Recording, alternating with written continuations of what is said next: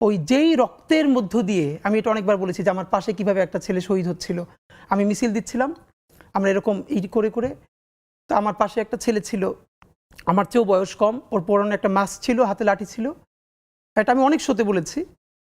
তো হঠাৎ করে দেখি ও আমার মনে হয় একটু দূরে ছিল, লুটিয়ে পড়েছে, ওর পুরো মুখে মাস্কটা, হাতটা দুভাবে এবার ছড়ানো, রাস্তার মাঝখানে গল গল করে রক্ত ড্রেনের দিকে চলে যাচ্ছে।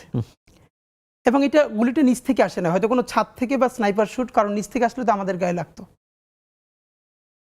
তো তখন আমার মনে আছে যে আমি আসলে কি করব, মানুষ আছে না কিছুক্ষণের জন্য কোনো সিদ্ধান্ত নিতে পারে না যে আমি ওর কাছে যাব নাকি আমি পিছনে ফিরবো। আমি একদম স্থির হয়ে দাঁড়াইছিলাম।